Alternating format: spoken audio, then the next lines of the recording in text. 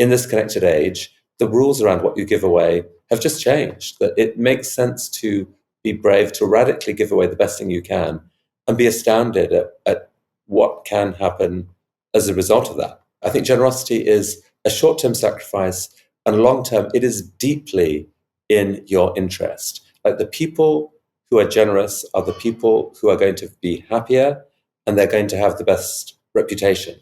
That is worth fighting for, even though it's hard. Hello, Win-Winners. Today's episode is all about spreading ideas, because I'm speaking to Mr. TED himself, Chris Anderson. Chris started out life as a journalist before turning to media entrepreneurship, founding a number of successful publishing companies. But in 2001, his foundation acquired a little-known conference known as TED, which under his direction then grew into the global powerhouse brand that it is today. And that leads me to the main topic of this conversation, generosity. Because in Chris's view, it was generosity that was one of the main reasons TED managed to grow so quickly, because they took the very risky decision to take their main product, their talks, and distribute them online for free. They even went one step further than this by giving away their brand itself through the enormously successful TEDx franchise. And he's recently put together all of his sort of years of insights into a book that discusses how we can use the power of the internet to unlock generosity itself and turn it viral. So super relevant for this podcast, as you can imagine. And in this conversation, you can expect plenty of heartwarming stories, some evolutionary psychology, a dissection of Mr. Beast's strategies, and also, of course, a sort of deeper dive into his view of why the internet has a current sort of negativity problem. And more importantly, why he's optimistic that we can turn it into a clear win-win again if we act strategically. So, on that note, here's my conversation with Chris Anderson.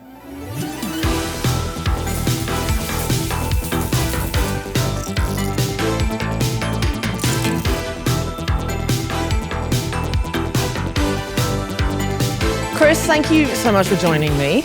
I'm so stoked to talk to you because your book, Infectious Generosity, that I have now just read cover to cover, and it is so win-winny. I couldn't, short of calling it win-win, this is basically the ethos of what this podcast is all about. So to start with, could you just, as briefly as you can, explain what the concept of infectious generosity is and why it's so important? Yes, would love to. And I agree with you, actually, Liv, that win-win is in many ways exactly what it's about. So infectious generosity is just trying to reframe generosity for the modern era in a hope to try to address some of the meanness that's out there in the world right now. And it pulls together two things. It says, look, there's new insights on human psychology that show just how deeply generosity is wired into us and the response to generosity. And when you combine that with the fact that we're in a world that's connected like never before, it creates new possibilities for kindness to spread, to start somewhere and then create ripple effects that travel across the world. And I think it's actually the win-winness of it, especially, comes from what I think is an under-recognized fact, which is that generosity is massively asymmetric. So what I mean by that is that the cost to the giver in so many circumstances is far less than the benefit to the receiver. This, by the way, is probably how generosity evolved. We can get into that. But if you look at it, whether you look at financial generosity, where the cost to a rich person to give away a tiny fraction of their wealth to a number of much poorer people for whom what they get is truly meaningful to them, possibly life-changing to them, and almost inconsequential in terms of a loss to the giver, that is pretty thrilling. But then there are other forms of generosity. So picture that rich person who's feeling lonely, perhaps, and someone gives them a word of encouragement. That's an act of generosity. That word costs that person nothing, almost, except a few minutes of time and possibly the awkwardness of figuring out what to say to this person. And it could light up that other person's day. And so when you add all of this together and look at just the many ways there are to give, a world in which generosity is more deeply embedded is a world in which all boats rise. That is the beautiful fact of it. So what I love about this is that it's just peppered with examples of all different flavors of infectious generosity. What is there a particular example that's your favorite? I mean, that there are so many. The biggest and most obvious example of infectious generosity happened right at the start of the pandemic, when a woman in Australia, Catherine Barrett, was feeling blue because everyone was, under lockdown for the first time, and there were lots of stories of nastiness out there, of people fighting in grocery stores and stuff like this. And she decided just to start a Facebook group. Just posted actually a single image of a neighbor who'd given this box of tissues to a common area in the building and say, please take one. Can't get a much smaller act of generosity than that, except it made her tear up. And she shared the picture and started a group called The Kindness Pandemic. Went to bed. Overnight, a few thousand people had joined this group, strangers, with beautiful stories.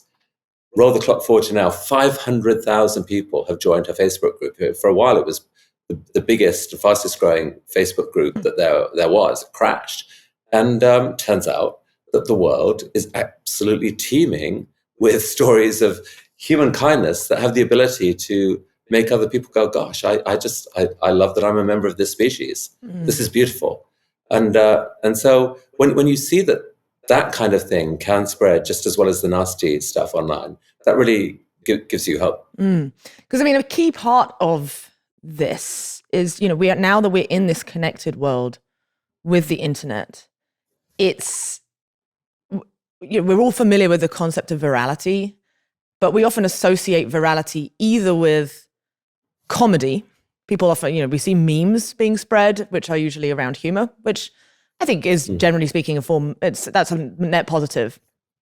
But we often then see, you see that some act of violence happens or some horrible event, and that also creates a ripple effect. But your point is that this doesn't always have to be either neutral or negative. There's actually a huge space for positivity. And it sounds like, especially during COVID, right, that people were feeling isolated, people were feeling scared.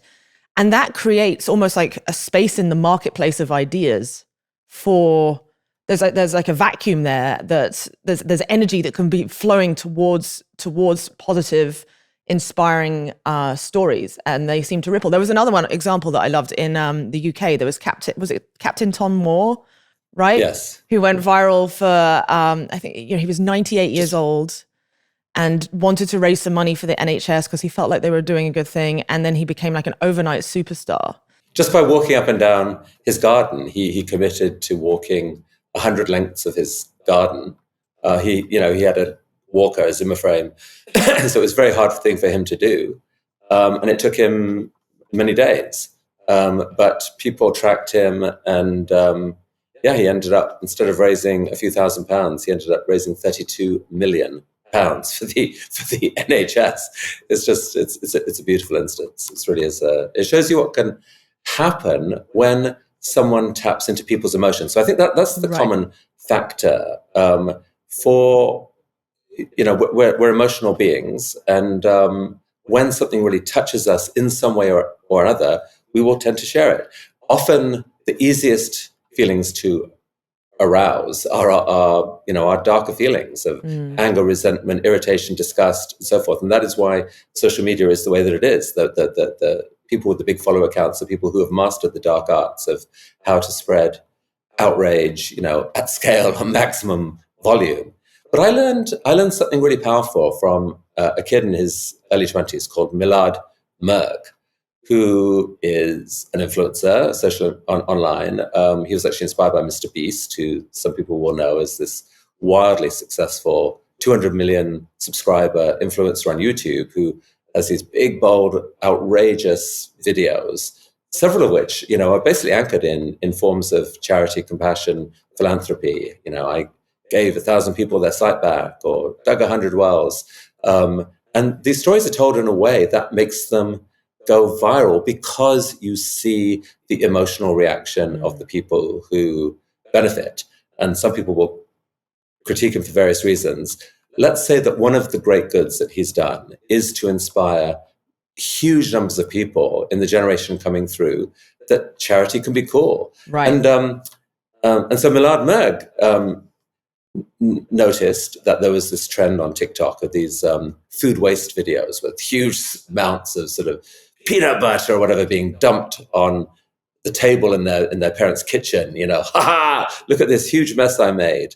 Hilarious. They weren't pointing out food waste. They were making it. No, they were making it deliberately for the spectacle of it, because it was so funny. And of course these videos went viral. He was the son of immigrants. He worked in a sandwich shop. He was disgusted by this. He said, well, I'm going to do my version. Huge quantities of peanut butter, huge quantities of Jell-O, but he turned them into handmade sandwiches, hand wrapped them, took them out into the streets, gave them to people who needed a sandwich. His video ended up being seen far more than the trend he was taking on. And he actually turned some of the people who were driving that other trend to follow him instead. And what he said to me was that, he said, look, first of all, yes, anything that arouses emotion will go viral. The easy way to do it, hit someone in the face, it'll go viral, sure. But again, he said, it's not symmetric. You won't be remembered for a long time for being the jerk. If you try and do something that goes viral in a good way, you can build on that. People remember you. People want to see more of that fundamentally. And so he really persuaded me that certainly with the generation coming through, that this is actually a winnable battle, that despite the fact that there are so many human cognitive biases pushing us to the darker side, there's actually also a lot that pulls people to the other side, our reflective selves and, the choices we make of who we follow, where we really want to invest time. He convinced me that it's a winnable battle. And I guess that's actually the essential argument of the book, is that, well, whether it's winnable or not, it's a battle that we have to fight, because otherwise we're signing up for a world where we're taking each other down. We really are. And we are the stories we tell. So if the only story that we repeatedly tell are that most people aren't to be trusted, most people are kind of horrible, and especially the other, we're giving up our ability to actually cooperate, right, to develop what has been humanity's superpower. The fact that we can see other people, want to work with each other, want to help each other, at some level want to trust each other. We're in danger of throwing that whole edifice away. And then we really are screwed. We cannot take on climate. We cannot take on AI. We cannot take on any of these existential challenges facing us, because we're going to be spending too much time spitting in each other's faces. Yeah, exactly. So I made a short film, and you've just summarized it so beautifully, but I talk about this creature, the media Moloch, it's really just a result of game theory gone wrong. But I think it's sometimes helpful to give, because this is really our enemy, this idea of these short-term pressures and incentives that are often driven by our own limbic systems and dopamine pathways that make us lose sight of the bigger picture, go for the short-term win. But if everyone does that, it creates this kind of race to the bottom. And you've just explained it so succinctly. So I'd love to dig into some of the ways, because one of the main sort of focuses you talk about in the book is how key the internet is to everything. It could be the key to our undoing, or it could be the key to our saving. And I think largely what the ethos of infectious generosity is it's trying to be a bottom-up solution. You're trying to inspire as many people as possible to shift out of the zero-sum mindset and into a more win-win mindset of generosity, and then use that generosity in smart ways to try and go viral, to make it infectious, as you say, to capitalize on this asymmetry, to create these positive ripple effects. But it also feels like there needs to be some kind of top-down solutions that are more systemic, whether they come from companies, because like it or not, a lot of the internet is controlled by a smaller and smaller number of very powerful companies. So they have a lot of influence. Yeah. Potentially government regulation as well, although that's a whole other can of worms we can maybe talk about So I'd love to understand what your thoughts are on why you think the internet, because it didn't used to be like this. It started out a seemingly pretty positive place, and then somewhere around around 2010 onwards, it took this weird turn. So what do you think caused that? And is there some kind of top-down solution that could right that trend? So the reason why I think the internet's so important is just because it has, in theory, it has enabled the expression of cooperation, generosity, kindness on an unimaginable scale. I mean, the things that we care about more and more, I would say most in our lives, which are the contents of human minds, whether it's knowledge or video or music or art or software or, whatever, you name it. These things can be shared online at scale at a total cost of $0 per item. I mean, the change in this is so astonishing. I mean, we felt it at TED through the fact that we used to, back in the year 2000, or 2003 or whatever, we would send TED Talks to people on a DVD, and the cost was $2 per person minimum. And that doesn't scale. The change from $2 to 1/10,000th of a penny in terms of cost to do it, it's so many orders of magnitude, and it happened in the blink of an eye. And it really does change all the rules, to the point where we're now all drowning in content and almost don't recognize how amazing it is that we're in this sort of cornucopia of amazingness.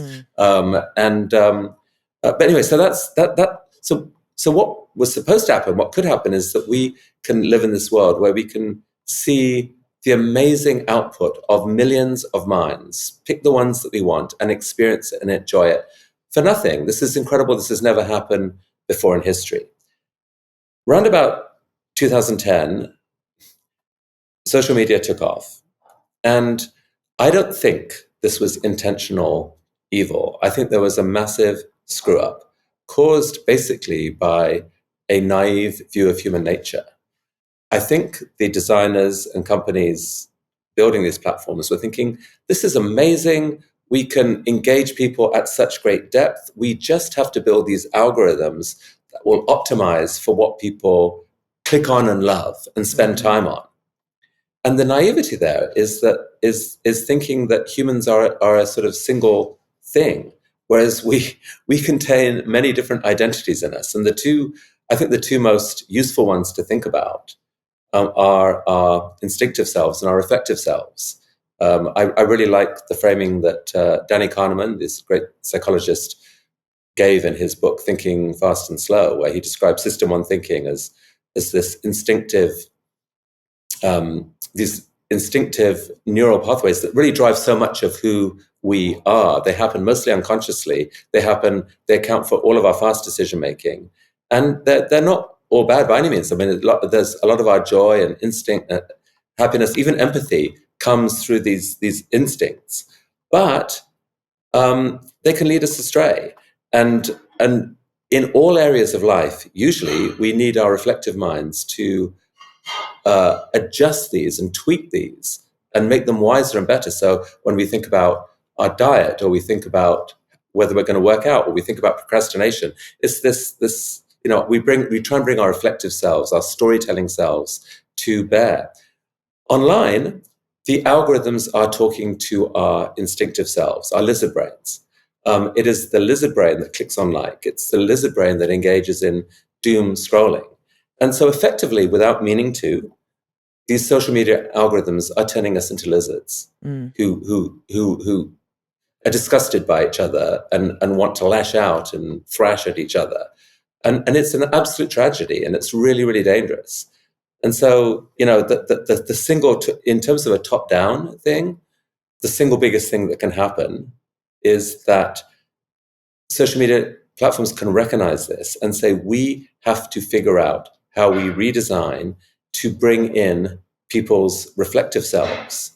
And in some ways, the Moloch problem is because it's sort of calcifying into really only 4 or 5 major social media companies. And in some ways, that makes it easier for them to all coordinate. Because it was interesting watching. Before, Instagram was mostly about sort of either photographs or longer form videos. YouTube was just about more medium to long term videos. But then TikTok came along with their little vertical, usually less than 1 minute clips, often only 10, 20 seconds. And that took off so well amongst Gen Z that then Instagram felt like they had to copy it. And then YouTube now have YouTube Shorts. And it seems like those sort of short style videos are here to stay, unfortunately. But that said, it feels like the market is now sort of so saturated that it might be hard for a new, a new, even worse competitor to come along that's hijacking the limbic system even more. That said, I mean, who knows? Who knows? But do you have then, because you've probably met a lot of the creators or the owners of or the CEOs at least of these major platforms.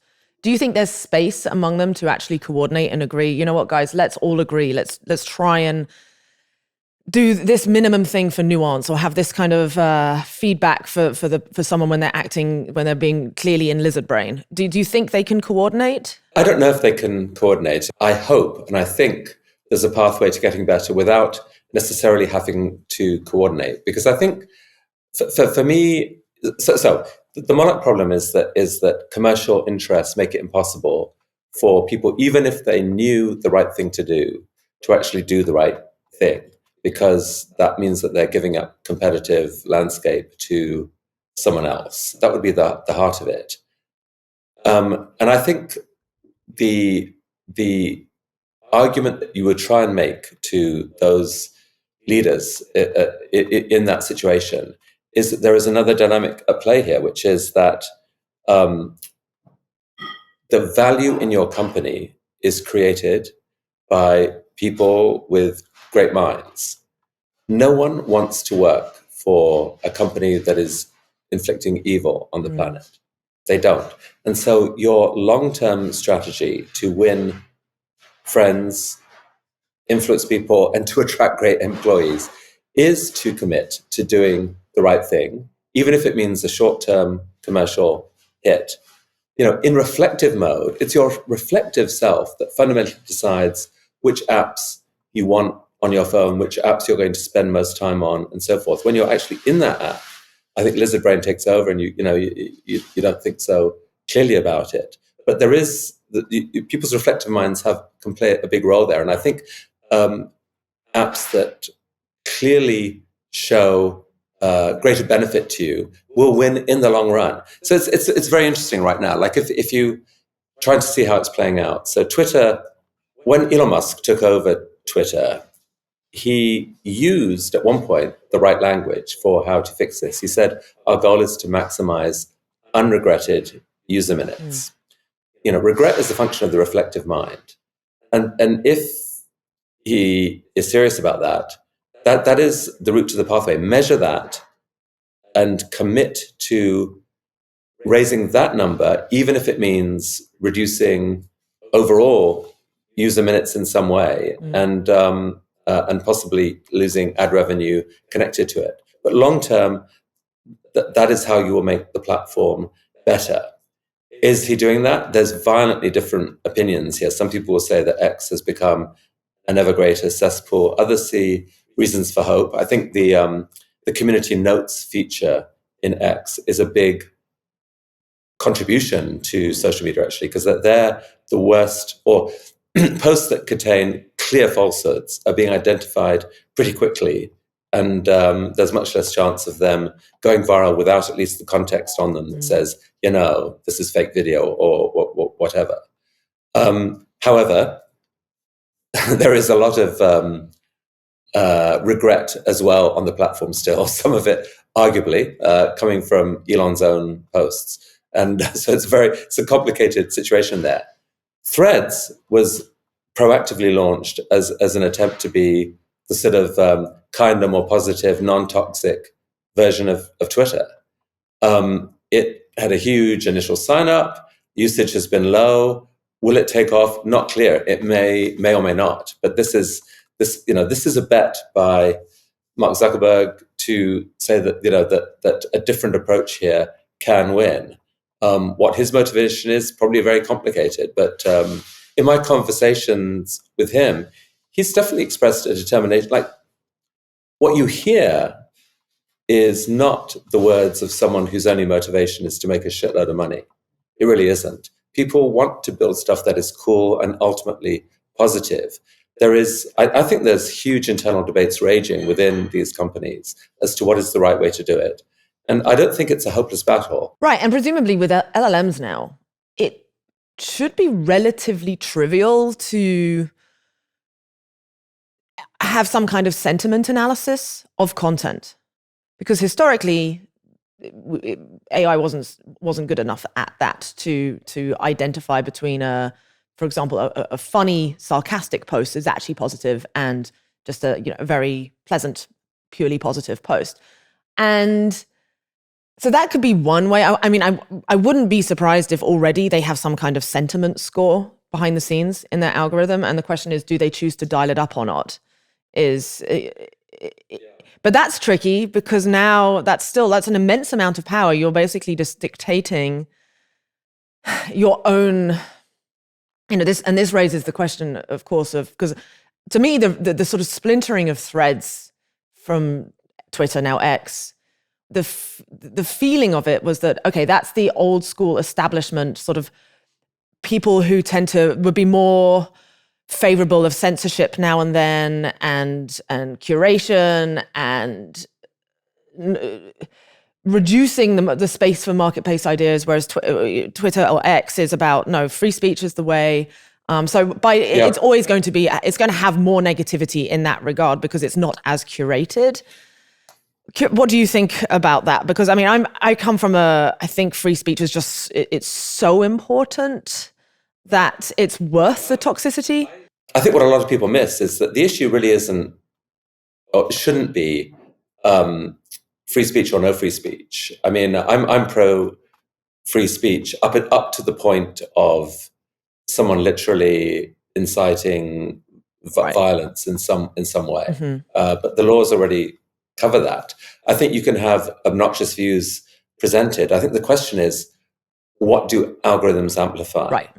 And the risk right now on X and elsewhere is that the algorithms can easily amplify things that are pretty obnoxious and ignore things that actually, with a bit more reflection, people would get more enjoyment from. And then I would say that the risk is that on X, the algorithms are still amplifying posts that people will get regret from, to use Elon's own language. And that's a shame. That is I think a failure of alignment with the overall mission. It's not too late. It's not too late, and no. It's actually, I think I personally get a lot of pleasure from X. I find a lot of amazing information on there. Occasionally, I get exposed to some of the ugliness that is under the surface and can erupt. And you've got choices, like you can choose who you follow, you can choose where you spend time, you can choose who you mute. And the optimistic side of me would like to believe that it's possible collectively for a group of people to tweak the algorithms. I've just run a contest on X to try to find the best accounts that are displaying some form of infectious generosity, whether it's, inspiring acts of human kindness or bridge building or amazing enchantment or what courage or whatever. And that was really fun. And those accounts are there. And if collectively we can follow and amplify and spend time on those accounts, it may gradually change the tone so that you can have it all, Liv. You can have freedom of expression. Anyone can make their case. But you actually reward the people who can make their case in a way that includes a bit of respect and a bit of willingness to listen and a bit of willingness to reason, rather than just be savagely disparaging of people who disagree. That's the shift that you would love to see happen. Another thing, I think, specifically with the setup of X and probably Threads as well. I haven't spent much time on Threads, so I just don't really know how it works. But right now, there is no outlet for negativity. When let's say you read a post that you don't like, you think this is wrong, I disagree with it. Because there's only a possibility to like it, there is no just quick, simple way to downvote it. Where, on Reddit, you can upvote or downvote. Even on YouTube, you can like or dislike. But you don't have that on X. And so that forces any negative feeling into words. So actually, the ratio of words along the positive to negative spectrum is going to be heavily skewed negative, simply because that's the only way people can express a disagreement with something. And especially with quote tweeting, that's like rocket fuel. You're going to be annoyed, and it's spreading the initial thing you disliked in the first place. So I feel like there's just a simple tweak, even just adding a downvote, I think might just take a lot of that negative energy away. What about the news media? Because everyone's talking about social media, and I think it's a very core part of this negativity machine. But at the same time, the news media play an enormous role in this. If it bleeds, it leads has been the sort of the approach since presumably the printing press, because it just sells more papers. And you actually make some interesting suggestions in the book of ways that the news media could themselves reduce their own negativity bias. Could you talk through a couple of those? Yeah, so I used to be a journalist back in the day before I started publishing my own magazines, and got a chance to think about this quite a lot. Sort of, producing a world news bulletin and looking at Associated Press input coming in and seeing why do they put bulletin, on some stories and not on others, and what I noticed was kind of what you just said, which is that if there is a dramatic act of violence, you basically need 100 people to die in a dramatic act of violence, and then you have the world-leading story of the day. And the philosopher in me said, is that really reasonable? Like, what is the truth about what happens on any given day? What actually matters about what happens on a given day? And so, when you do the math and do the research, first of all, everyone should know that on any given day, about 160,000 people die. 160,000. So we word our whole conversation around the deaths or fortunes of 100 people here or there. Does that fully make sense? Secondly, yes, it's this.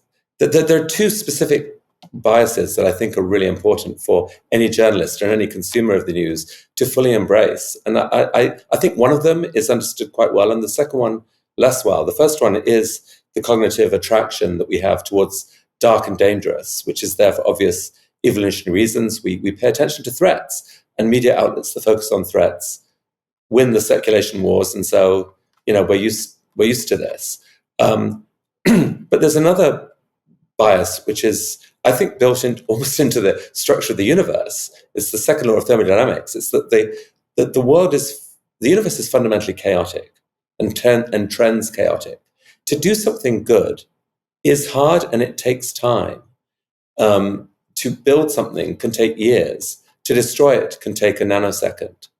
And so good happens slowly, bad happens quickly. Now then, pair that fact with the fact that the mission of most news outlets is to answer this question: what is the most dramatic thing that happened in the last few hours? Well, hello. Combine that with human cognitive bias and the fact that good happens slowly, you are almost always going to come up with a headline about something bad.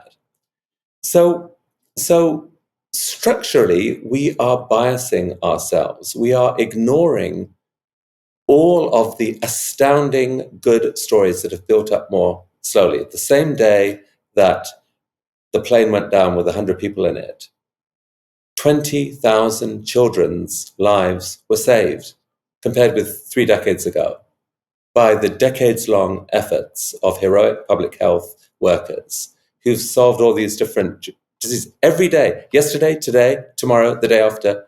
20,000 kids who would have died the last day are alive today.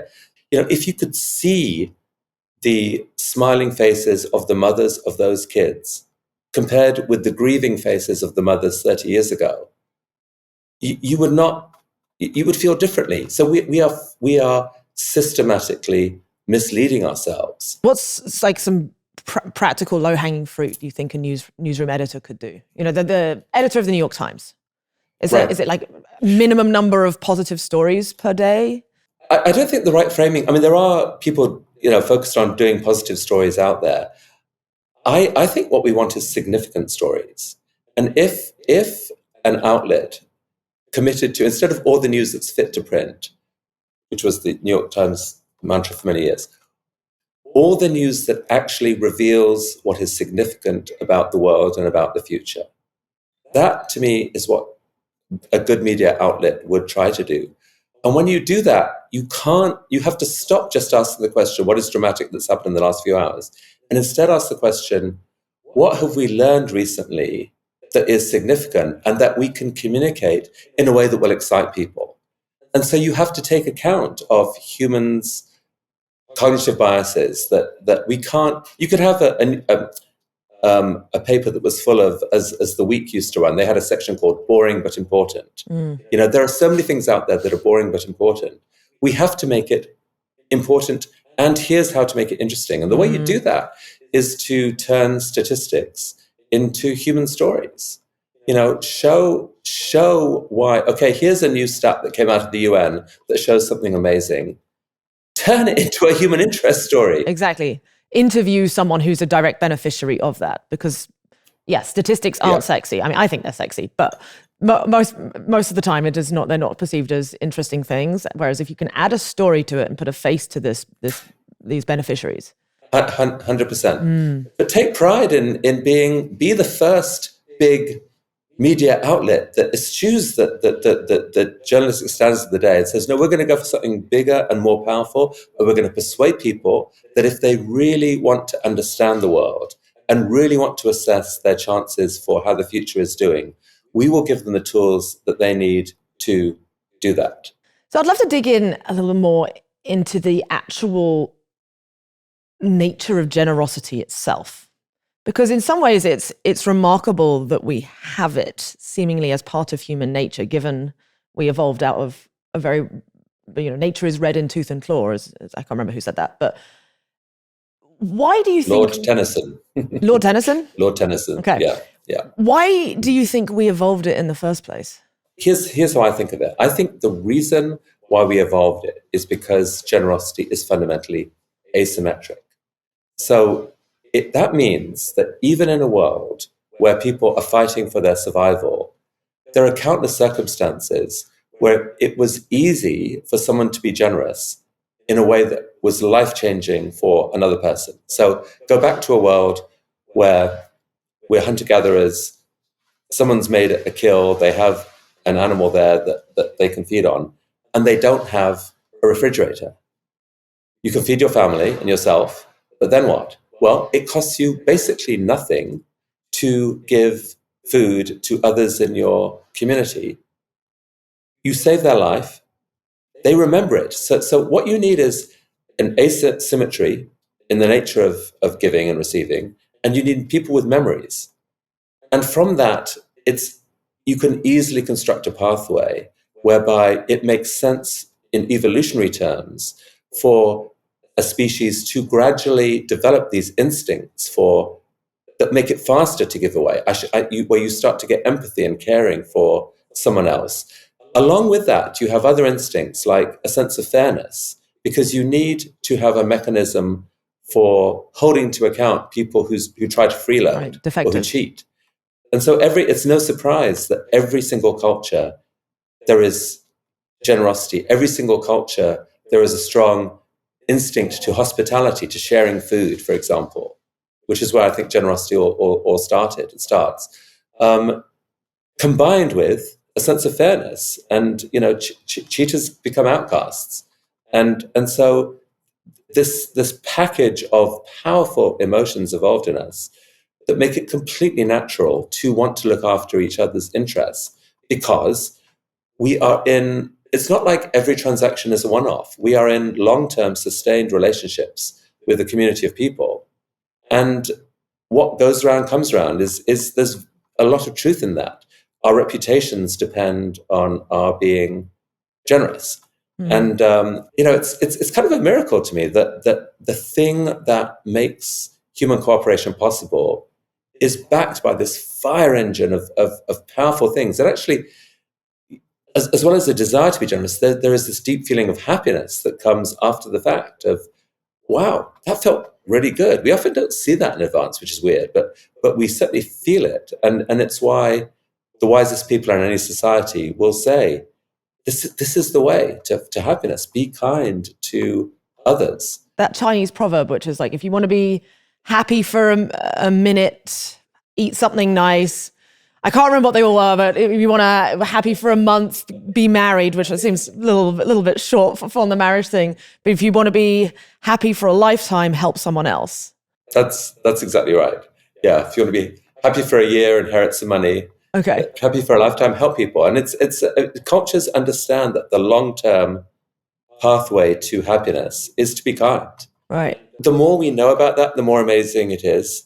The more we know about this other instinct in us, which is to respond to generosity, is also, I think, super interesting. That it is, I mean, we're so profoundly a social species. We respond to anything that is done to us. We want to respond in kind, whether it's meanness or funny or whatever. But for kindness, absolutely. And in fact, in the run-up to this book, I got an inside view of this amazing social experiment that proved this like never before. What was the social experiment? So we called it the mystery experiment. It was a partnership between TED and the University of British Columbia. A TED donor wanted to give away $2 million in a creative way where we'd learn something. And so we helped them construct this social science experiment with Elizabeth Dunn, who's a word expert on generosity. We recruited people we didn't mention any money. It was like, come and be part of a weird, stressful, but possibly very exciting social experiment. 2,000 people applied. We call it the mystery experiment.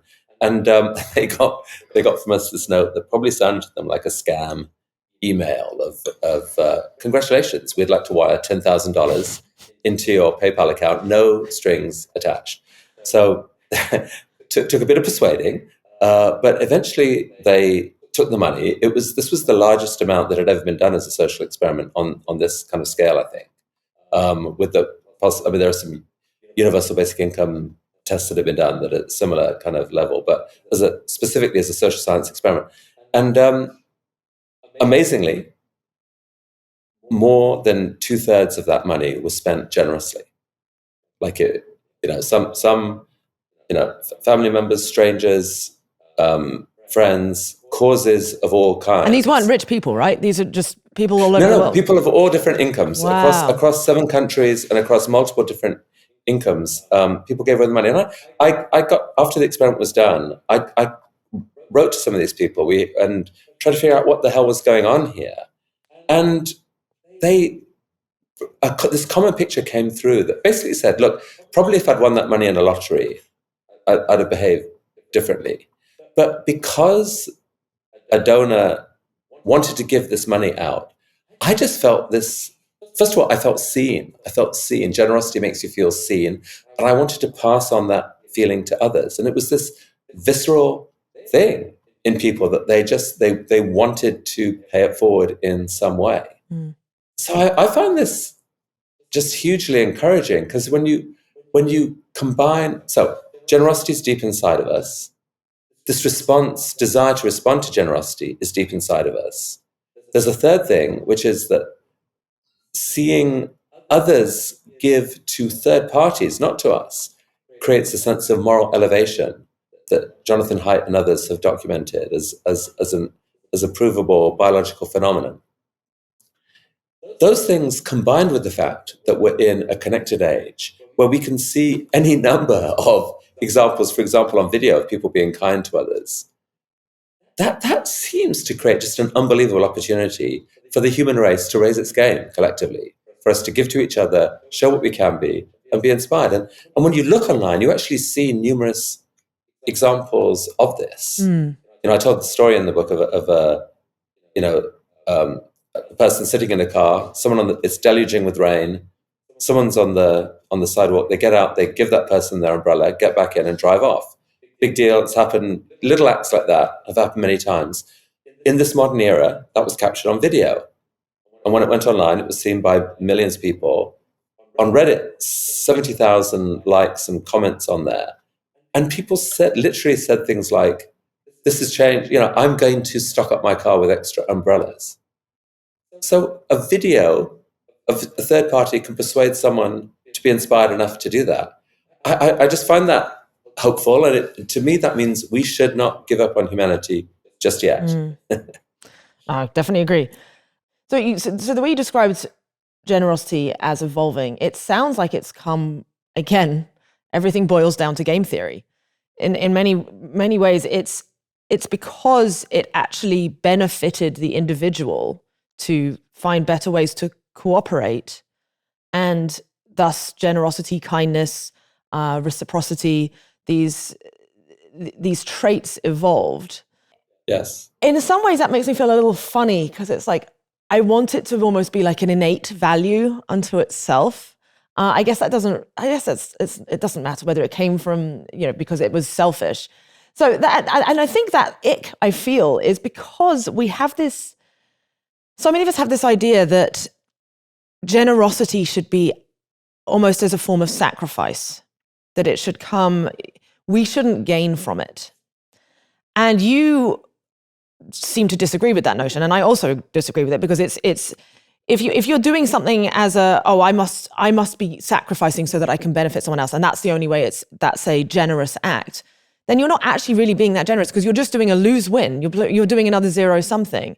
If you're deliberately denying yourself the pleasure of feeling good, let's say you get a good feeling, or inspiring others and getting social respect for it or credit, people saying nice things about you. So why do you think it is that so many people feel like it has to come with sacrifice? Well, often the teaching has been, if you advertise your generosity, then that's your reward, and it wasn't generosity. I actually think the picture has always been more complicated. I think people pushing generosity have always known that it's a really hard thing to ask of someone. And so we've always been taught things like give and you shall receive. Well, hello, that's saying that there is comeback in the end, or give and your reward shall be in heaven. So I think there's always been this complicated language around generosity. I think the way to think about generosity in this connected age is to embrace the fact that there is long-term payoff for it. I think generosity is often a short-term sacrifice. It's hard to do. It's hard to give up what you have right now, whether it's money or whether it's just time and attention and the willingness to break out of your routine and look at someone else and say, how are you? Do you need something right now? Can I help? This takes effort, and there is short-term sacrifice in it. But I think it's more important than ever to recognize and to celebrate the fact that there is beautiful longer-term reward in it, that you, apart from anything else, in this connected age when a gift can reach millions of people, what you get back can be astounding, but what the feelings you get back may surprise you. And because we are in an existential battle for attention, for the right kinds of stories, we need to give people every tool that we can to encourage them to go for this, because it's hard. But when you remind people what's possible, it makes it that bit easier. I mean, the reason I became so convinced of this was just looking at what happened at TED when we started giving away content, worried that it would blow up our conference because we were giving away, why would someone come to a conference when the content was there for free online? Actually, so that was 2006. I was 5 years into owning TED, and finally online video was a thing, and you could imagine doing this. And it felt a scary thing to do. But what we got back was incredible. Millions of people suddenly came to hear about TED. It actually massively boosted interest in the conference. And it convinced me that in this connected age, the rules around what you give away have just changed, that it makes sense to be brave, to radically give away the best thing you can and be astounded at what can happen as a result of that. So I guess that's how I think of it. I think generosity is a short-term sacrifice, and long-term, it is deeply in your interest. Like the people who are generous are the people who are going to be happier, and they're going to have the best reputation. That is worth fighting for, even though it's hard. My background was that got me interested in being generous and philanthropy was through the idea of effective giving, which is, I think most people listening to this are familiar with. It's like resources are finite, therefore we should be somewhat strategic in how we deploy them, given that some maybe, one cause area might impact positively an order of magnitude or many orders of magnitude more people than another. So ideally you want to give to that, it's cause A over cause B. But again, yes, people often seem to get a bit icky about this idea of being strategic when you're trying to make positive impact. Why do you think that is? Yes, so again, I think we have this battle between our instinctive self and our reflective self.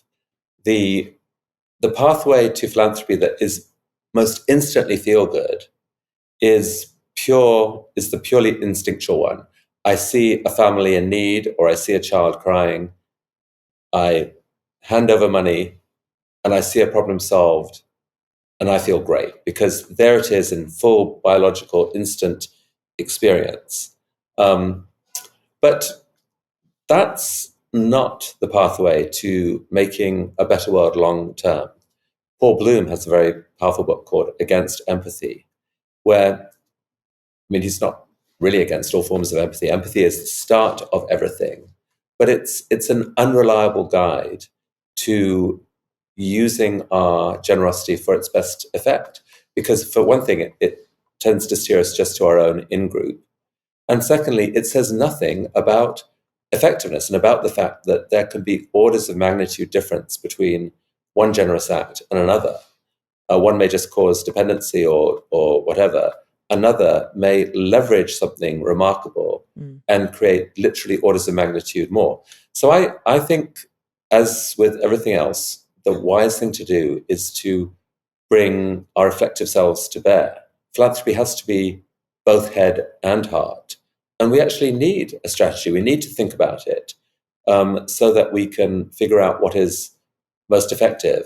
And so, yes, so I think with you, I think it's a tragedy that in the last year, effective altruism has run into a branding issue.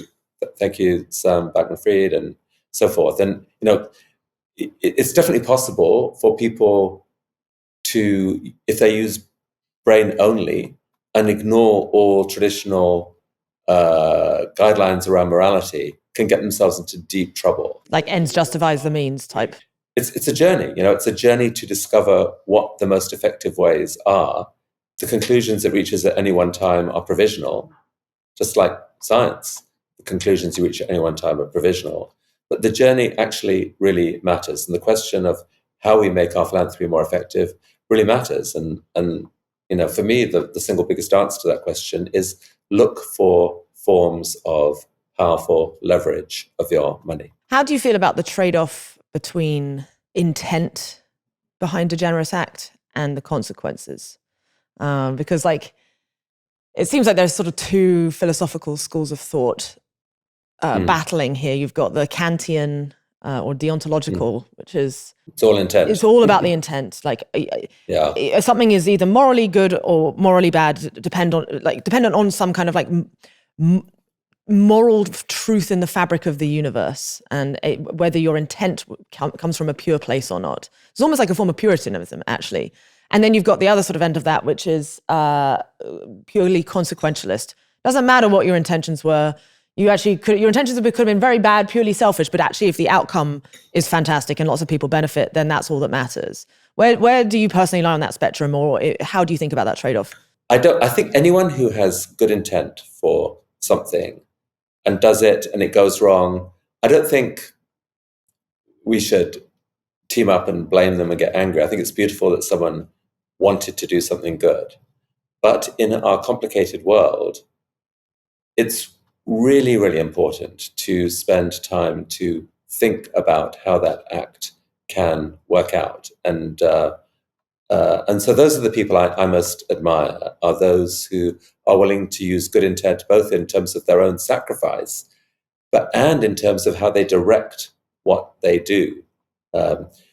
Someone who does something, who's done it from really nasty intentions, but it works out well, I don't admire that person. They were lucky. They were lucky. But I still want a world where good things happen. And so, yeah, I think where the vast majority of acts are that people want to do something good, but they also have other motivations in mind. They may well realize that by doing this, it's good for their reputation and that they may get other benefits back. Right now, our culture is set up to criticize those people. If you can, like, the way that the cynical mindset works is, if I can find any piece of negativity in what someone did, how did they actually make their money? Are they greenwashing in some way? Are they doing this for some other benefit? That is a reason to savage that person. I think that's the real tragedy. I think we should flip that and say, can you find a piece of actual good intent in there? If so, celebrate the act. Celebrate it, honestly. You can always, maybe there's ways it could be better, but our future depends on whether most people become net givers or net takers. Right. That is the simplifying metric, I think, that everyone, we can all apply to each other. If someone is showing signs of seeking to be a net giver, cheer them on that journey. The fact that they are also doing some other things, well, that's a separate conversation. But don't criticize the good act. That's the worst thing to do. That makes it harder and harder for others to follow suit. It kind of broke my heart the way that the media reacted to Mr. Beast, right? Okay, yes, some of his things are not the most effective, or they aren't always done in the most tasteful way they could be. But ultimately, the dude is going about giving away money to people, and it keeps coming back in these positive feedback loops. Yes, okay, he keeps getting richer because he's so good at it, and he's so good at harnessing, as you say, like he's mastered the act of like the positive contagion, right? Yeah. And it's such a shame that he gets dunked on so hard by, in many ways, the establishment media. I mean, to be fair, it's not like the New York Times or anyone doing it. It's more like the lowbrow things. But because it's pretty clear the guy he's been a net positive. He's actually just given people sight that didn't have it. When you think about infectious generosity, he, more than anyone on the planet, has mastered what that can look like. So he's mastered the art of virality, of what it takes. He actually spent years doing this as a budding YouTube influencer, figuring out how you edit a video, how you title it, the pictures you put up, what will make people get something to spread. I think it's true that some of his interventions aren't really getting to system change. So, he cures 1,000 people of blindness. I mean, that's amazing in its own right. There's an eye hospital in India called Aravind, where the founders there have spent decades figuring out how to cure blindness on the scale of millions. And they charge for some of their operations. Many others are given away free. It is an astounding achievement that is a much more profound solution to the problem. But very few people in the West know about it. Mr. Beast is he's got 200 million subscribers. His videos within a few days of going online are typically seen by 50 or 100 million people. And there is a whole generation coming through that are thinking that the world could be more positive than negative.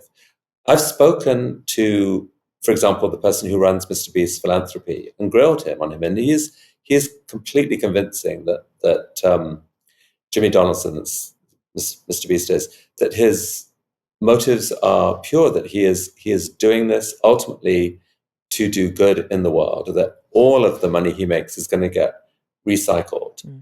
And so, look, I think everything, no one is completely black and white. But I think in terms of a net giver to the world, Jimmy Donaldson, hello, yeah, massively, massively, massively a net giver. What role do you think competition could play in terms of inspiring more generosity and kindness? Like, could there be contests done? Because I guess to an extent, like, YouTube is a kind of contest. Who can get the most subscribers? Mr. Beast has won it. He's won YouTube. Is there some other kind of competition you think could help spur this? I think it's an important question. What you want to see is a race to the top. I think even between social media platforms, to some extent, I think there's an opportunity to make the case most clearly that you are committed to the public good. You're committed to trying to find the best in humanity, not the worst. I think ultimately that stance, expressed the right way, can win. The thing is, it can't be done in a way that's earnest and boring.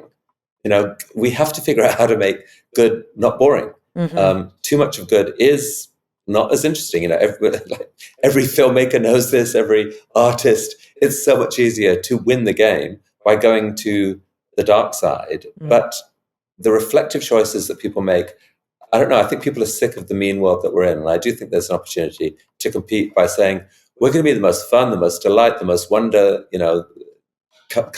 come and be part of this game. It's a beautiful game. Mm. And I think there is an opportunity there, but it's going to have to be done with immense creativity and skill and courage. And, and it's going to, we're going to have to persuade each other to kind of support those kinds of efforts for it to have a chance.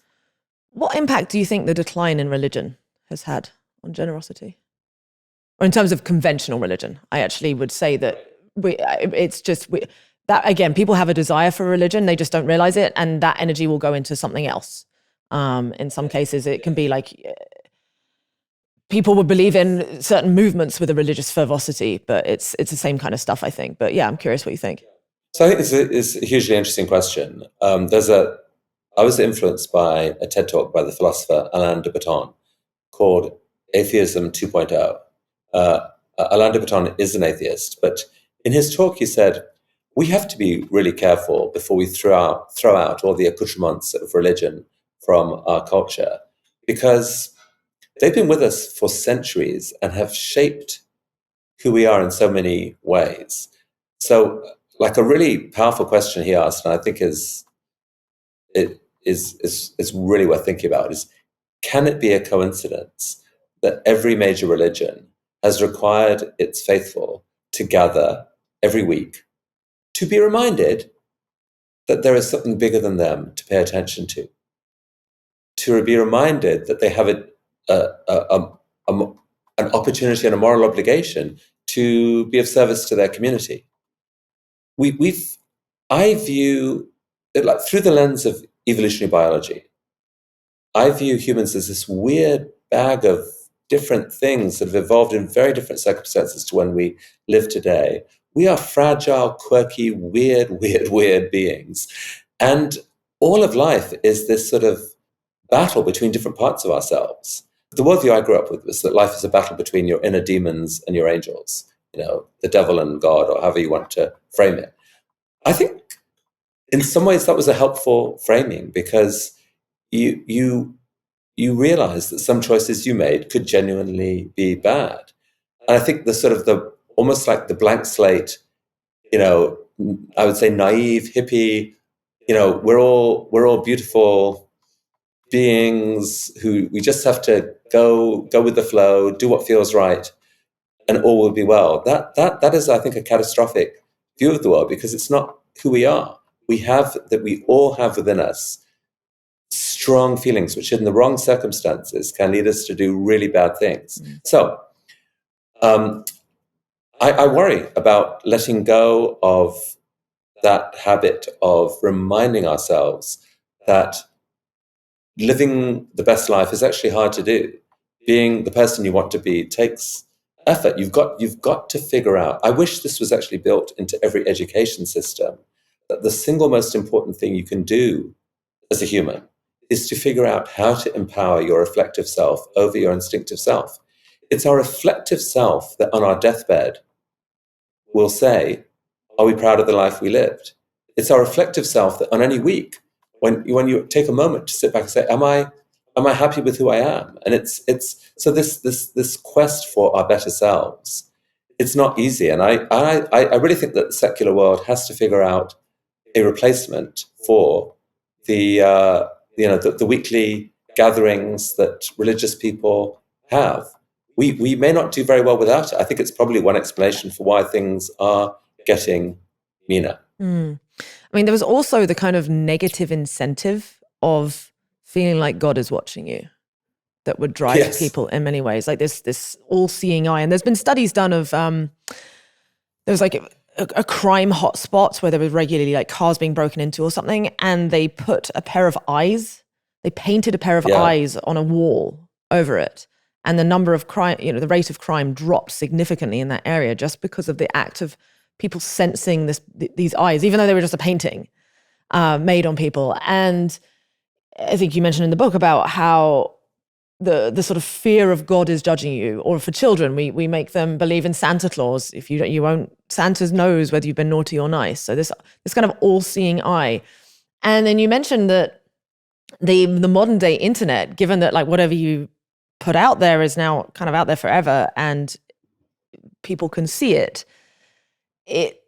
it's one of the possible upsides of the seeming erosion of privacy that we're having. And I like that right. there's a positive view of that. At the same time, it obviously comes at a cost, a very major cost of the loss of privacy, and especially with the emergence of cancel culture. So do you have any thoughts on how we can navigate the worst excesses of that? I mean, this is a huge issue to me. I think on the one hand, one of the reasons why infectious generosity can take off now more than ever is that the internet can amplify reputation more than ever. And mostly, I'd like to highlight the upside of that.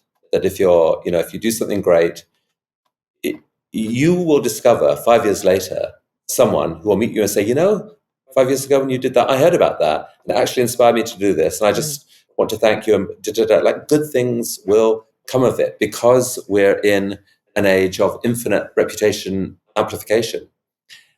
The downside of it, most people think of as purely downside. How awful is it that people can know about our nastier stuff? And I think it is worrying and it is uncomfortable. But I also think there is potentially a good side to it, in that that's traditionally how humans have been forced to behave throughout history. And God is watching you. Or your tribe. When we were living below the Dunbar number, everyone knew everyone. Right, that's right. And if you did some bad act in your community, you would be outcast. You would suffer a short and miserable life. With modern anonymity, it's been possible to avoid that, unless you were in a if you're in a religious community, less so, because you live under this, both the desire to help the community, but also a little bit of fear. And so the question is, do humans need a little bit of fear in them to help them nudge them to the level of good behavior? Part of me worries and thinks that the answer may be yes, that actually a little bit of fear is not the worst thing in the world. And so I for myself, I have tried to embrace the notion that discomfort is a driver towards progress sometimes in ourselves. An organization, something bad happens, you're on the front page, whatever. You can actually use that discomfort for good. And so I think it's not a terrible mantra to have out there, act as if everybody is watching you, because we're entering an era where that may well be true. I'd love to dig into one of your biggest philanthropic projects, the Audacious Project. Could you explain what the Audacious Project is? So we're in the world we're in right now. If you want to make change at scale, many of the best reported ways of doing that are through companies. People build a big product that they have a dream of, and they take company public, and billions of people around the world at some point benefit from that product. And we kind of know that story quite well. So the first issue is that when it comes to tackling the world's challenges, most of them, I think, can't be solved just by building a product that can be sold at a margin and be profitable. Like a company can't solve these problems. Often the companies actually create some of these problems. So there's this huge number of people out there who have devoted their life to, quote, making change, call them social entrepreneurs, or they run charities or nonprofits, or are working as advocates or campaigners or whatever. So many of them, and this strikes me as completely crazy, are having to spend 50% of their time or more raising money. So first of all, how insane is that? Like, why would we want a world where the most heroic individuals who are willing to sacrifice, like devote their life to this really quite challenging work, and then we make them spend half their time raising money instead of doing the work? There's got to be a better way. The second thing is that many of the people with the most to spend, most to contribute, have themselves got to where they were by dreaming big. That was how they made, say, their $1 billion or whatever. They're big dreamers and big thinkers. And philanthropy that they hear about is often kind of boring. It's like, please, because people get beaten down by meeting after meeting. And so it's like, please fund our overhead for the next year or whatever. What they are much more likely to respond to is a much bigger dream of, we could make the world so much better in this amazing way if we were funded for the next 5 years at this level. So what we try to do, and I've been so lucky at TED to have visibility of both those change makers and the donors who could make a difference. So I tried to put them together by saying to the change makers, okay, give us your biggest dream. What actually could you do if money was no object? And the answer you get back from that is often amazing, thrilling. You find the best of those and help turn them into credible, evidence-backed, 5-year, shovel-ready plans. Take a collection of those plans, we typically take 10 at a time, and then bring donors together so you get out of the one meeting at a time thing, bring together, say, 20, 25, 30 donors at a time, and share with them these plans. Have them gravitate to the one or two or three that they most are attracted to. So you have a smaller group working around that. Go in deep. And then at the end of that gathering, say it's a 2-day gathering, you invite people to donate together as an act of collaboration. And amazingly, and this has worked a bit better every time we've done it 6 times now. The last one we did in February, there were 10 plans. We raised just over $1 billion for those 10 plans. And it happened in about like the last hour of the retreat, and it happened through infectious generosity. Someone says about one plan, I'm persuaded, I will support this if some of you will come in with me. And ping, I'm in. It's so exciting to see. It's inspiring for the people involved. And it's convinced me that there's actually much more that we could do here. Big philanthropy right now is the subject of so much cynicism in the world. It's like, how dare those rich people decide our future? And I kind of get that. But if we can flip it so that start with the big dream, from the tireless, hardworking, heroic group of people who are actually there at the cliff edge trying to make change, start with them, then go and try and raise money from them and discover that actually people are willing to do that and support that collectively. So like the actual core decision making of what ideas in the first place is not coming from the rich donors. It's coming from the Correct. people on the ground who are trying to identify like this problem really needs fixing. They aren't wealthy people. So yeah, instead of it's someone on high going, I have all this money to give away. Oh, I'm going to do this project. There's still obviously that is always going to be the problem with billionaire philanthropy, is that it's still ultimately there's one or two people making huge decisions of how to deploy this capital. But you're saying that this is a more democratic approach. The way that I think the world should work here is that every person with a brain and with a heart should be involved in the conversation of how can we make the world better. Everyone should be part of this conversation. And the incredible thing about humanity is that we are capable of visualizing futures that are different from the one that we're in. We're capable of visualizing amazing ideas for tackling even the biggest problems. Anyone can come up with an idea. Those ideas should be the start of something amazing. You then, just as happens in the commercial world, a team of people who can execute on those ideas should come around that idea. And then we collectively, as a world, should fund those ideas. The very rich should pay their part. They should pay more than anyone else. All of us should be part of it.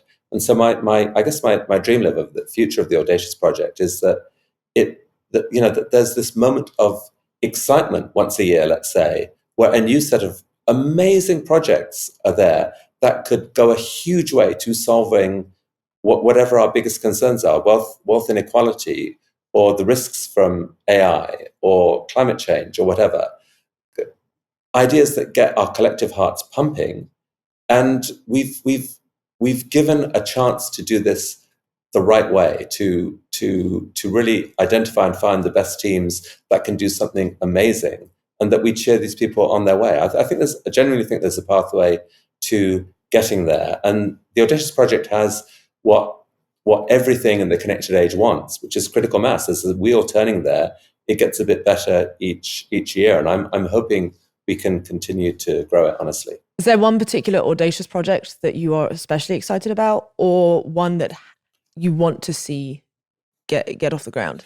Well, there's a couple we're working on right now for the next cycle. I mean, of past ones, I'd point to things like Jennifer Doudna, the Nobel laureate who came up with CRISPR, and realized, she spent several years trying to figure out, well, what is the best use of CRISPR? It's clearly could be dangerous, could be massively beneficial, and came up with this dream of creating a new branch of science that would use CRISPR to edit not just individual organisms, but microbiomes. And by doing that, there's a whole category of diseases you can cure that have never been cured before. And things like, you can imagine solving one of the biggest problems in climate, which is methane. And a huge part of that methane comes from cows. And a single intervention when in a calf fetus with a CRISPR edited microbiome, it looks like you can get rid of 95% of those sort of methane emissions. So it's there's amazing stuff like that of funding sort of bold new. So there's she's starting this whole new scientific institute to work on this, which is thrilling.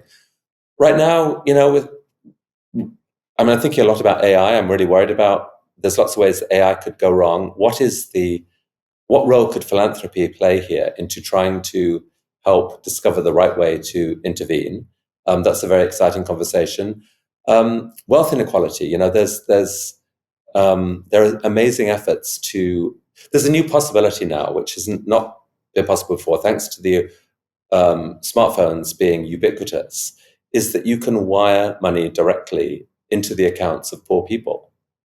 So much aid traditionally has got entangled for lots of reasons, from corruption to just inefficiency. There's a lot of evidence, and if you listen to someone like Rory Stewart, he will say it's absolutely overwhelming evidence that if you wire $500 to $700 into every individual in a village, every adult, that village can break out of poverty forever. Wow. And that just amazing things happen. So we're exploring that. What could you do? Like, to me, it's some version of the future. We've got all this inequality. I think if there was real proof here that this worked, we could persuade a lot of people who can afford it to wire one or thousands of those $500 gifts to lift a huge part of the world out of poverty. One that I'm thinking about is, I think we need to do a lot more research into geoengineering, because the climate change trends right now on I had kind of stopped worrying about it because I was like, we've got it. There's enough people. There's a critical mass of people thinking about it. And then the ocean temperatures have gone wacky in the last few months. And I have a suspicion that some feedback loops are starting to kick in. And I wonder, that would definitely be possibly the most audacious project possible. But obviously, it would have to be done extremely carefully.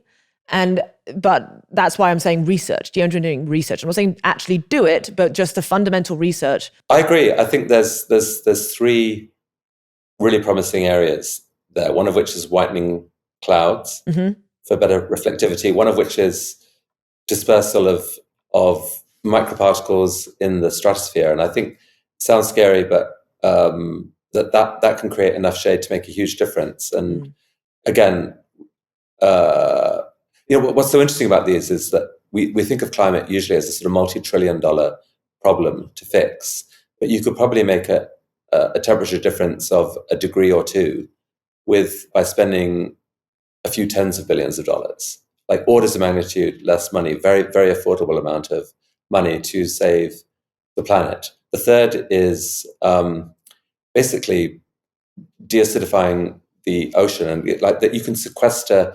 There are ways that you can sequester carbon in the ocean much more cost effectively than the kind of direct air capture type interventions that people talk about. There's a beautiful thing called Project Vesta that wants to do that by grinding up alluvium, which is a volcanic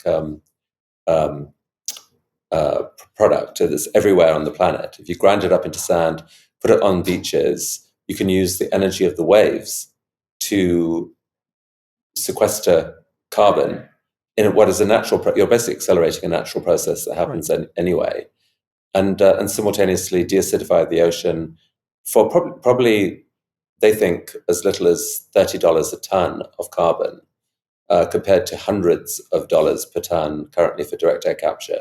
So anyway, there are these things that are out there that could potentially be deployed at scale, and I think they're very exciting. And I bet the big argument against that people will say is that you're entering moral hazard territory, and that if you let these take off, that you're going to give oil companies permission to continue to pump oil and so forth because they could just invest in these instead.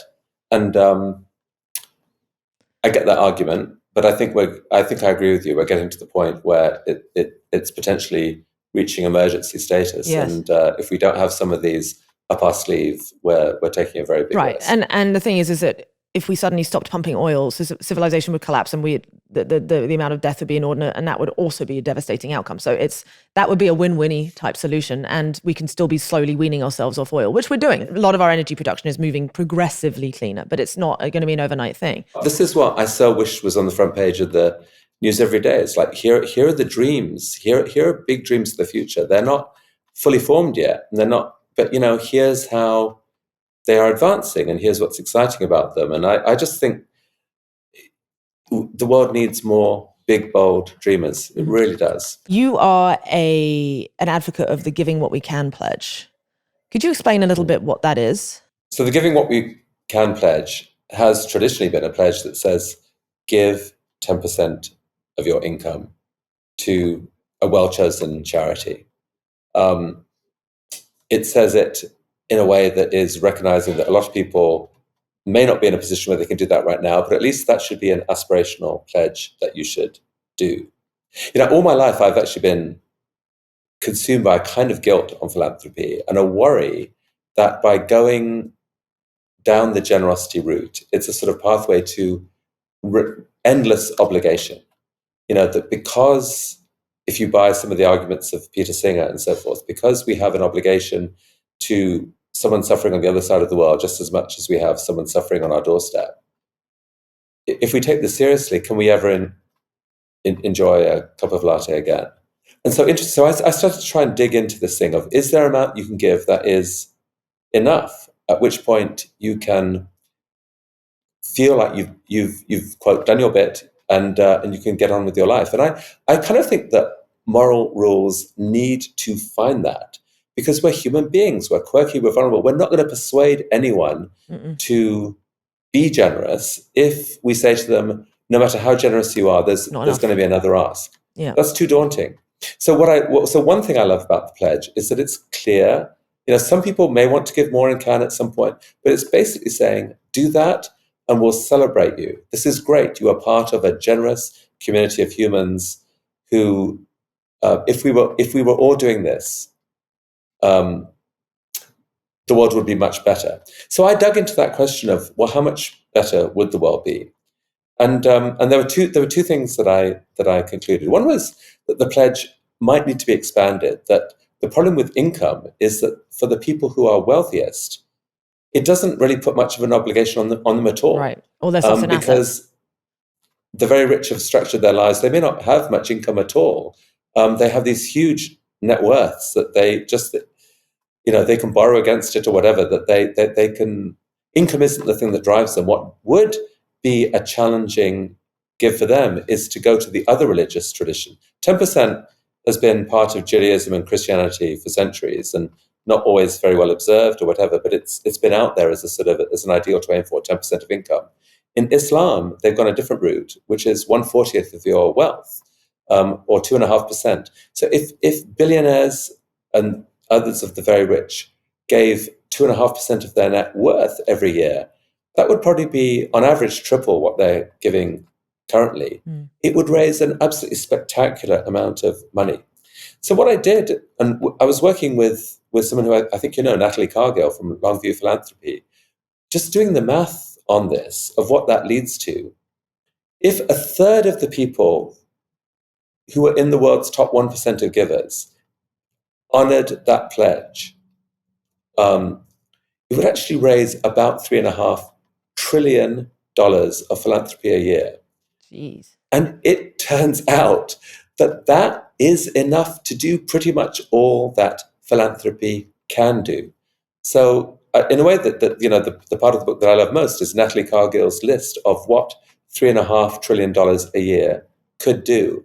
And whatever problem that you are worried about, that you name, there is an approach that philanthropy credibly could take to solving that problem. So when you put those pieces together, that changes for me the guilt feeling. It says this is a standard that we should try and advocate for everyone to adopt. And if we do, we can do that and still embrace our lives, spend the rest of the money on ourselves, and enjoy it. We got to know each other in part through a game of poker. We played some poker. What I love about your poker games is that, whenever I play, I'm usually just playing Texas Hold'em. But you have this smorgasbord of bizarre poker type games that you've either you've invented or your friends have invented. And I've never played, talk about a mixed game, just learning on the spot, a completely different game that I've never seen before. So have games always been a large part of your life? And would you describe yourself as a competitive person? Yes and yes. I mean, gosh, I think probably as a 6 and 7-year-old, learned to play Monopoly and became obsessed with that. It was a lot of fun, and similar games like that. Those board games like Risk, Monopoly, I definitely got obsessed by. I tried to create a game once and sell it, and almost worked. It was it's actually amazingly hard to fine-tune a game so that it really it's balanced, survives all scenarios, can be completed in a reasonable amount of time, and so forth. My game was brilliant, but it ended up in some scenarios lasting 5 or 6 hours, which was not marketable. Has the flavor of your competitiveness changed at all as you've gotten older? Yeah, I'd like to think so. I mean, look, because I used to be a media entrepreneur, and we were, I assembled a group of people back in the early 80s, mid 80s, I guess, when technology was changing so that you could produce magazines using computers at a much lower cost than the big publishing houses were doing. So, I assembled a cast of characters doing special hobbyist magazines around computers and video games and other special interest areas like music and cycling and so forth. And we saw ourselves as the kind of rebel alliance. We were outside London in Bath, England, of all places, and loved taking on the bigger, much richer, but kind of slower moving publishers by going ding, ding, ding. And it was very, very exciting to be able to launch something much faster than they could and, go, go, go. In a way, when at TED, even when we first started giving away content, probably part of that was driven competitively. You could just see that knowledge content was starting to take off online. And we had a very good archive of material at TED already that was well shot. And we knew that on the internet, there is a kind of winner takes all mentality. A lot of things, once you have critical mass, that becomes, when someone thinks of, I've got to give a TED talk somewhere that I wanted to have a huge audience. A couple of years after we'd started giving content, we started to get a lot of those speaker applications because we were the brand that people had heard about. And so even though there was, it was a very complicated motivation thing, but I think there was a competitive feel there that let's if we're going to do this, let's be the brand that stands for public speaking given away online. Now I'd like to say, I genuinely want a more generous world. And so I think I'm, like, when it comes to professional stuff, like I welcome other people taking ideas and running with them. So there's this group in India called Josh Talks that arguably some would say sort of ripped off the TED brand. I didn't even know about them, but they produce talks with a little red rug that looks like a TED talk and so forth. And I met the founder of this, a woman called Supriya Paul. She's co-founder, and I so admire what she's doing, and I've celebrated her. And in fact, I've said, so through the generosity mindset, right, you can see something like that as just wonderful. Yeah, you see the world in ripple effects. You want ripple effects to spread as far as possible. And if someone takes what you've done and improves it in some way, she is taking TED-like talks to people in India, to 50 million people a month who are outside the usual education system. And there are so many stories of self-empowerment there. For me to be mad at that would be so small and so churlish. And so there you just celebrate this stuff going, and it's wonderful. Did you have to train yourself to feel this way? Because I noticed, I've described myself almost, certainly myself in my teens and early 20s as like pathologically competitive, almost like destructively competitive. And I would get jealous sometimes. Like I like to be seen as like, the hot new female poker player or whatever. And then if like another hot new female poker player came along, there'd be a part of me, my logical brain would be like, this is good. She's going to raise poker even more. Like she's not your competitor. But there was like a part inside of me, the pathological side, that was like, felt this like threat, like was coming from this form of scarcity, because I think that's where jealousy comes from, right? It's like an idea of like scarcity, but it was false scarcity. And I've had to like train that out of myself, basically. And I still sometimes notice it. Like if someone else started a podcast called Win-Win, I know there'd be a part of me that'd be like, eh. And I'm like, well, are they doing a truly win-win? Are they doing a good thing with Win-Win? If yes, then that's actually a win-win thing. Great. Like win-win should spread, and it's not like it's not like a trademark or anything. Obviously it's not like an original term, but I've had to, it's like a muscle that I've personally had to train. And what I want to understand is, like, as a fellow competitive person, was this something that just like you've had to also train, or was it just like part of your being from the beginning, like this generosity mindset? I've always been guilted out on generosity. Like my parents were so crazily generous, and in their whole lives, they were missionaries. They gave their lives to doing something bigger than they were. So it's probably always been there in some form, but nothing like them.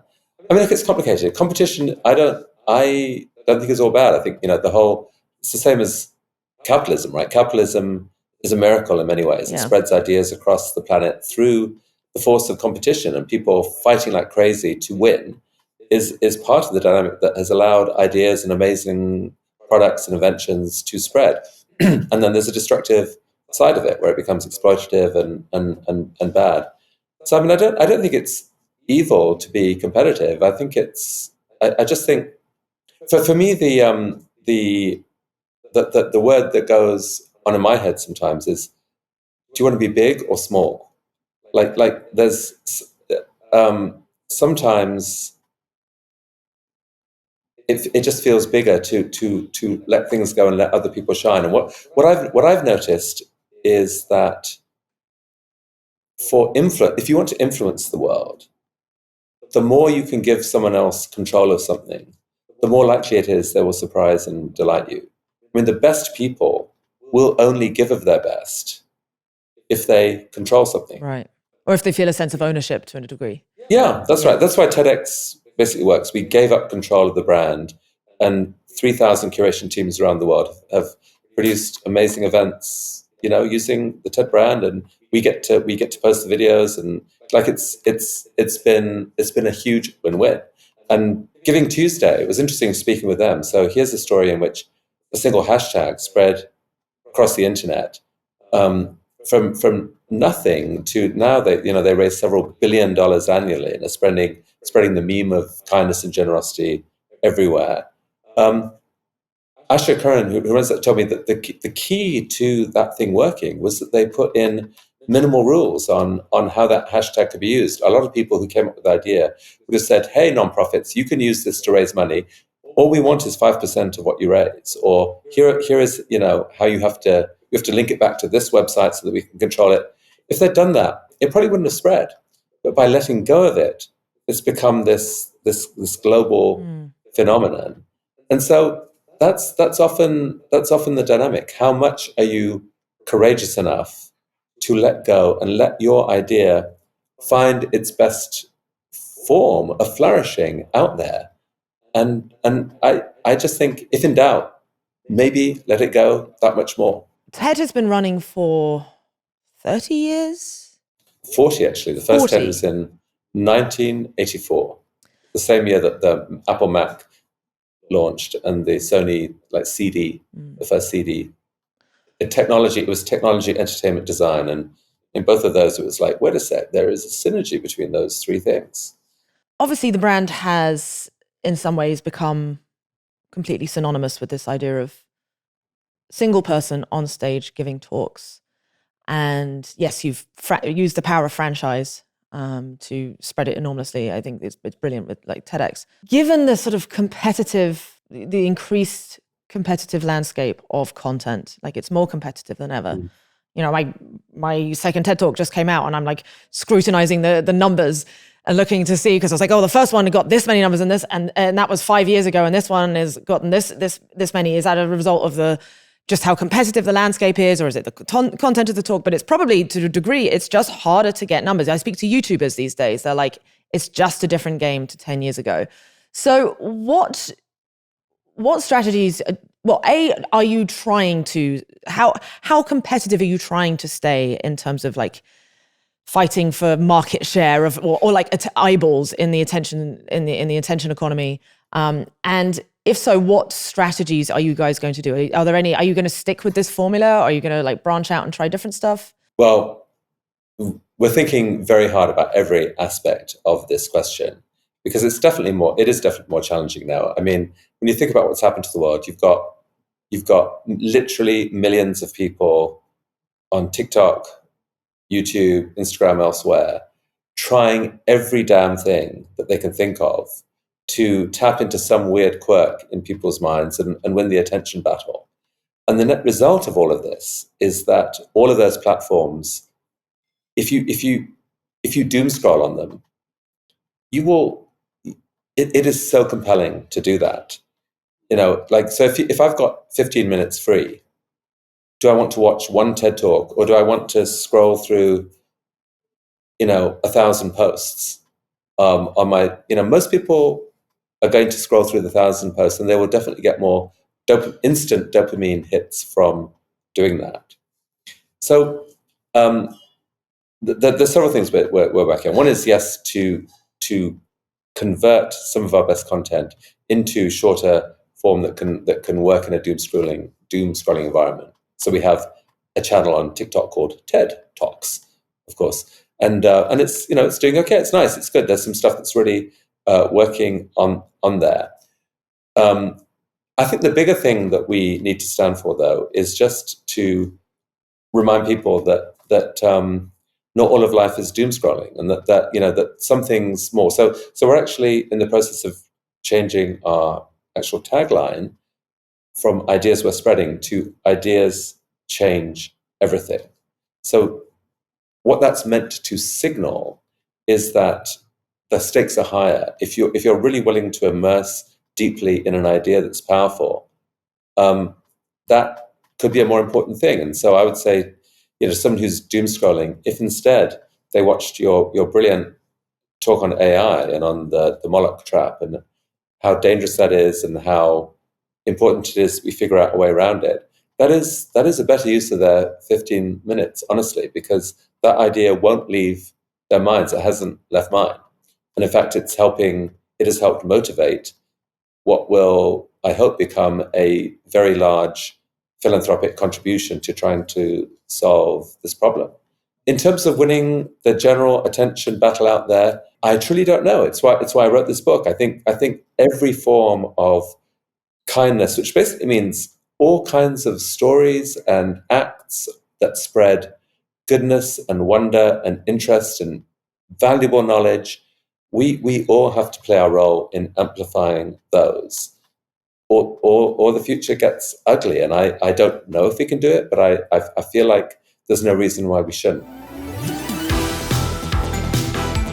Thanks so much for listening, everyone. And huge thank you to Chris for taking the time to speak to me. I mean, if this has inspired you all at all, I highly recommend you go check out both infectiousgenerosity.org, or if you're feeling really ambitious, then go check out Audacious Project, because as I mentioned in this conversation, I appreciate so many of you are sort of thinking yourselves about how to fix some of these systemic issues, and systemic change really is audacious. So that's exactly what that project is set up for. If you want something a little simpler and perhaps with a little less friction, but you want to do something generous, I would highly recommend checking out the Giving What We Can pledge. I personally signed it myself about 5 years ago, and I found it to be sort of the cleanest, crispest way for me personally to sort of feel like I'm doing my bit for generosity. So if that appeals, also check it out. They've even made a special win-win landing page because I told them I was recording this episode with Chris. So yeah, check that out. I've linked it below. And if money isn't what you want to be generous with right now, totally fine. As we said, like there are so many ways to be generous. If you're feeling inspired, share, like, subscribe. The usual. That's actually the best way you can be generous. And from me to you, thank you for being generous with your time, because that's the ultimate finite resource. And you guys just listened to this conversation for close to 2 hours. So thank you for that too. All right. On that note, I will see you very soon. Bye. Have a nice couple of weeks.